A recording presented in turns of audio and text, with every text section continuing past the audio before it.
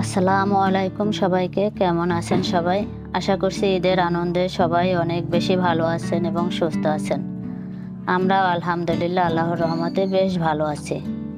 আমি বিথি আপনাদের সবাইকে বিথিস বিউটিফুল ওয়ার্ল্ডে আরও একবার আমন্ত্রণ জানাচ্ছি আজকের ভিডিওটি দেখার জন্য।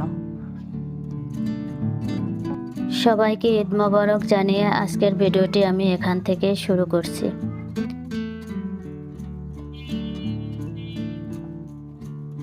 আমরা শ্বশুর বাড়িতে আসছি ঈদ করার জন্য। আজকে ছিল রমজান মাসের শেষ ইফতার। তো আজকের ইফতার আমি আমার শ্বশুর বাড়িতেই করেছি। আর আজকের ইফতারের আয়োজনগুলো সব আমিই করেছি, সব কিছু আমি নিজে বানিয়েছি। তো কী রান্না করেছি, কী ইফতার বানিয়েছি, সেই সব নিয়ে আজকের ভিডিওটি আমি সাজিয়েছি। আশা করছি শেষ পর্যন্ত দেখলে আপনাদের কাছে ভালো লাগবে। আর আমার ভিডিওটি দেখতে দেখতে যদি কোনো অংশ আপনাদের কাছে একটুও ভালো লেগে থাকে তাহলে প্লিজ একটি লাইক দিতে একদম ভুলবেন না, কারণ আপনাদের একটি লাইক আমার ভিডিওটি অনেকের কাছে পৌঁছাতে সাহায্য করে।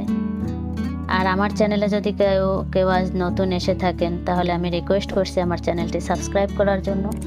সেই সাথে পাশে থাকা বেল বাটনের অল অপশনটিও প্রেস করে রাখবেন, তাহলে আমি ভিডিও দেওয়া মাত্রই আপনার কাছে নোটিফিকেশন চলে যাবে। আর চাইলে আমার পরবর্তী ভিডিওটি দেখে নিতে পারবেন। যদি কাজটি অলরেডি করে থাকেন তাহলে আপনাকে অসংখ্য ধন্যবাদ।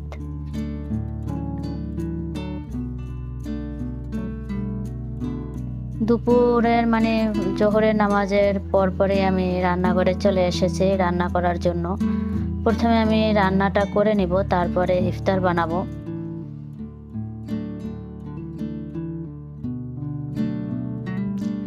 শ্বশুরবাড়ি আসাতে তো আসলে সব কাজ আমার করা লাগে না, বাসায় বসে তো সব কাজ একা একা করতে হয়। তো সেজন্য আমি কিন্তু দিনের বেলা রান্নাটা করে রাখতে পারতাম না, ইফতারের পরে রান্না করতে হতো, কারণ সেরকম সময় পেতাম না।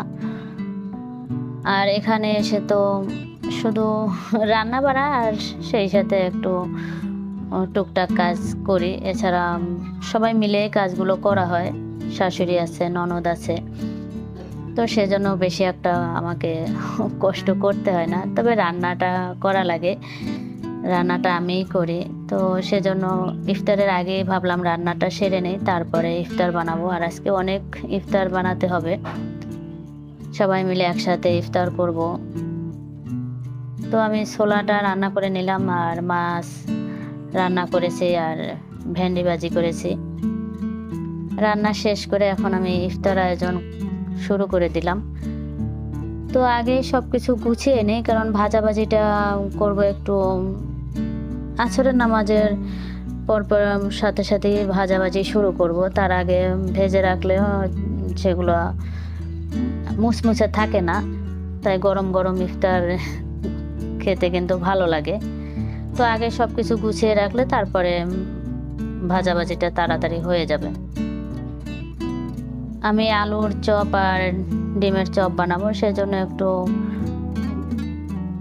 মরিচ টেলে নিলাম, আর পেঁয়াজ সরিষার তেলে ভেজে একটু আদা রসুন দিয়ে দিয়েছি। ভেজে এটা দিয়ে আমি আলু মাখাবো। আমি কিন্তু কখনো মরিচ হাত দিয়ে ডলতে সাহস করি না, কিন্তু এখন না একটু একটু করে করার চেষ্টা করি, কারণ কতদিন আর এভাবে ভয় পেয়ে থাকবো। মরিচ হাতে লাগবে, তারপরে হাত জ্বলবে, এই ভয়ে কিন্তু আমি ভর্তা টর্তা তেমন একটা খাই না। কিন্তু এখন একটু একটু করে আর কি সাহস করে মরিচ ডলি, যে জলে জ্বলুক, জ্বলতে জ্বলতে হাতে সয়ে যাবে।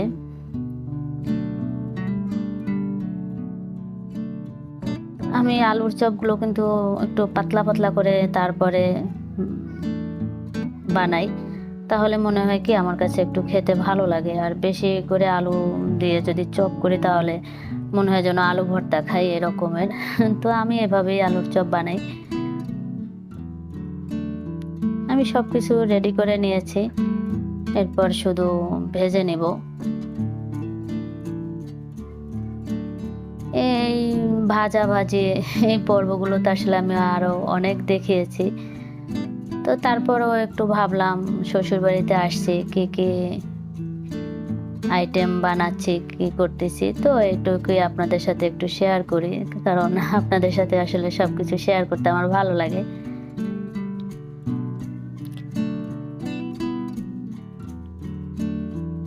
রায়ানের বাবা আজকে এসেছে।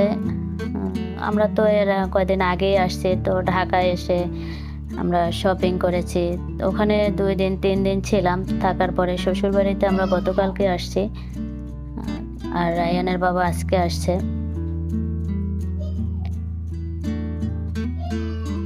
তো ভাবলাম আজকের ইফতারগুলো আমিই বানাই, আর আমার ননদ আছে, শ্বশুর শাশুড়ি আছে, আমরা আছি, তো একটু বেশি করে ইফতার বানালাম আর সবাই একসাথে খাবো। আর আজকের পর তার এভাবে ইফতার বানানো হবে না, আবার যদি আল্লাহ হায়াতে বাঁচিয়ে রাখেন তাহলে আগামী বছর এই দিনে। আজকে চাঁদ রাত, কালকে ঈদ, সেই আনন্দে বাচ্চারা কিন্তু বিকেল থেকেই খুব খুশি। তো ওদের মতো করে আসলে আজকে যে ওরা রোজা রেখেছে সে কথাও মনে হয় ভুলে গিয়েছে। তো ওদের মতো করে ওরা আনন্দ করার চেষ্টা করছে, আনন্দ করতেছে। তো আমি এই যে ইফতার বানানোর ফাঁকে আবার ওদেরকেও একটু ভিডিও করলাম।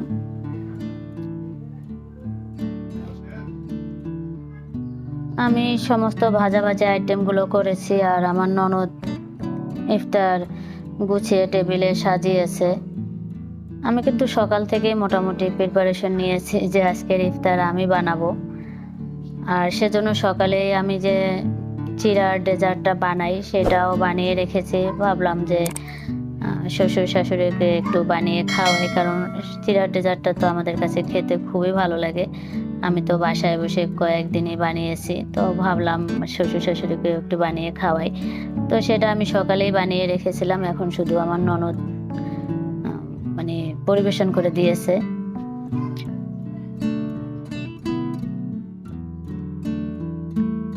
শেষ রমজান, শেষ ইফতার, তো সবার সাথে খুব আনন্দ করে কাটিয়েছি আলহামদুলিল্লাহ।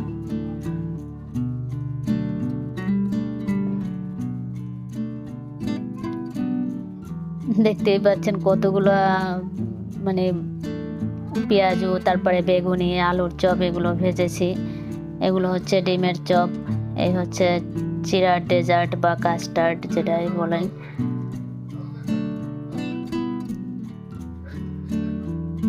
সবকিছু মিলিয়ে কিন্তু আজকের আমাদের ইফতার আইটেমগুলো বেশ ভালো ছিল, অনেক মজার হয়েছিল সবগুলো আইটেম। সবাই মজা করে আনন্দ করে ইফতার করেছি, কারণ এক হচ্ছে রমজান শেষ, সেটা যেমন খারাপ লাগার ছিল, তারপরে ঈদের জন্য তো আনন্দ থাকবেই, এটাই স্বাভাবিক। আজান দিয়ে দিয়েছে, আমরা ইফতার করে নিচ্ছি, আর ইফতার করতে করতে আপনাদের কাছ থেকেও আমি বিদায় নিয়ে নিচ্ছি। সবাই ভালো থাকবেন, সুস্থ থাকবেন, সবার যেন ভালোভাবে কাটুক এই প্রত্যাশায় এখানেই শেষ করছি। আল্লাহ হাফেজ, আসসালামু আলাইকুম।